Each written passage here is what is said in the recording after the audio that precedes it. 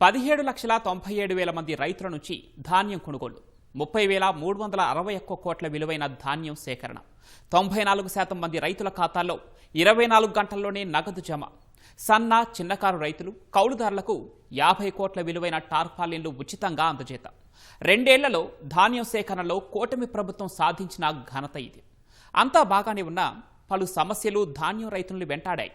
తేమ శాతం పేరుతో తూకంలో కోత, తరుగు పేరిట దోపిడీ, రంగు మారిందని, నాణ్యత లేదనే కారణాలతో మిల్లర్లు క్వింటాకు 2 నుంచి 5 కిలోల వరకు అదనంగా వసూలు చేశారు.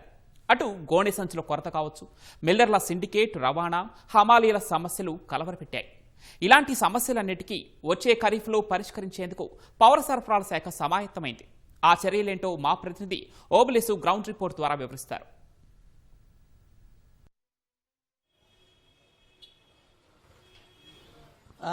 Pawan, thank you. కూటమి హయాంలో గత 2 ఏళ్ల పాలనలో పౌర సరఫరాల శాఖ ధాన్యం సేకరణ తత బిల్లుల చెల్లింపులో రికార్డు సాధించాలని చెప్పొచ్చు. గతంలో మునుపెన్నడూ లేదనగా వైకాపా హయాంలో తీవ్ర ఇబ్బందులు ఎదుర్కొన్న ధాన్యం రైతులు కూటమి హయాంలో భరోసాగా ముందుకు సాగడమే కాకుండా సకాలంలో బిల్లులు చేరవేయడము, తర్వాత ధాన్యం సేకరణలో కూడా పక్కాగా కూటమి ప్రభుత్వం వివరించడంతో రైతులు పూర్తి స్థాయిలో తమ ధాన్యానికి మద్దతు ధరను దక్కించుకోవడంతో పాటుగా కాకుండా అదేవిధంగా సకాలంలో పంటను అమ్ముకోగలిగారు. ప్రధానంగా చూస్తే అయితే ప్రధానంగా పౌర సరఫరాల శాఖ ప్రతి ఏడాది కూడా, అంటే ఈ ఏడాది మరింత సమర్థవంతంగా మరింత వేగవంతంగా ధాన్యం సేకరణ చేయడానికి పౌర సరఫరా శాఖ చర్యలు తీసుకుందని చెప్పొచ్చు.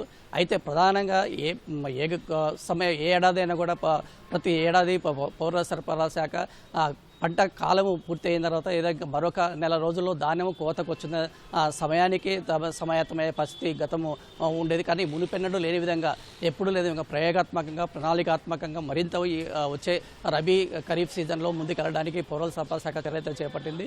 గతంలో మునిలేని విధంగా ముందస్తుగా దాదాపుగా పంట సాగుకు ముందుగానే పౌర సరఫరా శాఖ ముందస్తు చర్యలుగా కార్యాచరణ సిద్ధం చేయడం జరిగింది. ఈ మేరకు నిన్నటి రోజున విజయవాడలోని ఒక విమాంత హోటల్లో మిల్లర్లు తత రైతులు అధికారులతోటి సమీక్ష సమావేశం నుంచి అయితే గత ఏడాది జరిగిన లోటుపాట్లు సవరించుకోవడానికి, తర్వాత ఈ ఏడాది ఎలాంటి చర్యలు చేపట్టాలి, తర్వాత మరింత సమర్థవంతంగా ధాన్యం సేకరణ బిల్లు చెల్లింపులు ఎలాంటి చర్యలు తీసుకోవాలనే సమీక్ష సమావేశం నిర్వహించడం జరిగింది. ప్రధానంగా చూసుకుంటే గతంలో వైకాపా ప్రభుత్వము లేని విధంగానే గత ఏడాది కూటమి ప్రభుత్వం హయాంలో పౌర సరఫరాల శాఖ దాదాపుగా 74 లక్షల మెట్రిక్ టన్నుల ధాన్యాన్ని సేకరించడం జరిగింది. దాదాపుగా దాదాపు 17 లక్షల మంది రైతులకు రైతుల నుంచి కూడా ఈ పంటను కేవలం రబీ ఖరీఫ్ సీజన్లోనే సేకరించడం జరిగింది. అదేవిధంగా ఈ బిల్లుల చెల్లింపులో కూడా మునిపెన్నడూ లేని విధంగా దాదాపుగా పంట సేకరించిన 24 గంటల్లోనే సంబంధిత రైతులకు ఎవరైతే ధాన్యం ప్రభుత్వానికి అందజేశారో ఆ ప్రభుత్వానికి అందజేసిన రైతులకు 24 గంటల్లోనే దాదాపుగా ఈ ఏడాది కాలంలో దాదాపు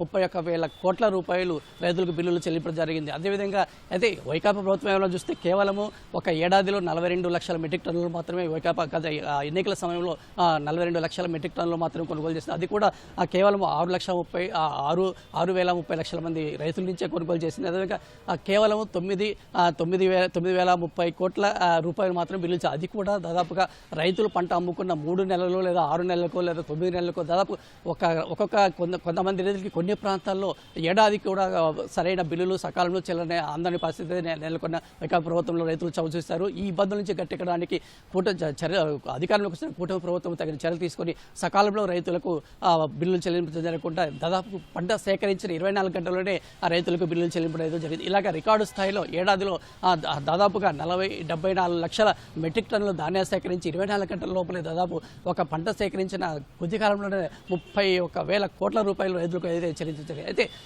పంట సేకరణ తర్వాత బిల్లుల చెల్లింపులో రాష్ట్ర ప్రభుత్వము తర్వాత పౌర సరఫరాల శాఖ సమర్థవంతంగా వివరించినప్పటికీ కూడా బిల్లుల చెల్లింపులు చేసినప్పటికీ ఎలాంటి లోపాలు లేనప్పుడు కూడా బిల్లులు అయితే రైతుల నుంచి దోపిడీకి పాల్గొనడం జరిగింది. అయితే తేమ శాతం పేరుతోటి రంగు మారిందని చెప్పేసి ముక్కలయ్యాయని చెప్పేసి విధంగా రైతులు ఇబ్బంది పెట్టి మద్దతు ధరకు దక్కకుండా మిల్లర్లంతా కూడా సిండికేట్గా వ్యవహరించి ఆ రైతులనైతే ఇబ్బంది గురించడం. అంతేకాకుండా గోతాల విషయంలో కూడా రైతులైతే కొన్ని ఇబ్బందులు ఎదుర్కోవడం జరిగింది.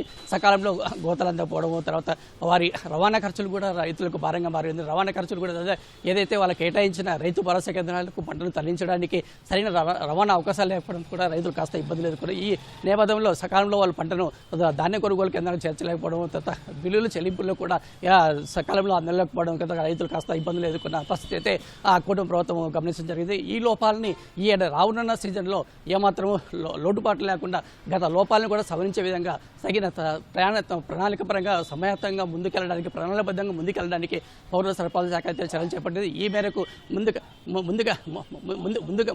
ముందుగానే సమీక్ష సమావేశం నిర్వహించి ఆ లోపాలను సవరించే విధంగా సకాలంలో రైతులకు గోతాలు అందించే విధంగా, తర్వాత రవాణా ఖర్చులు కూడా కేవలం 24 గంటల్లోనే రేటుగా డీలర్తో సంబంధం లేకుండా రైతులకు అందించే విధంగా చర్యలు చేపట్టాలని చెప్పేసి ఆ శాఖ పౌర సరఫరాల శాఖ మంత్రి నాదెండ్ల మనోహర్ అయితే ఈ అధికారులకు పౌర సరఫరాల శాఖ సిబ్బందికి అయితే ఆదేశించడం జరిగింది. పవన్ ఓటు స్టూడియో నరేష్ తో ఓబ్లేష్, విజయవాడ.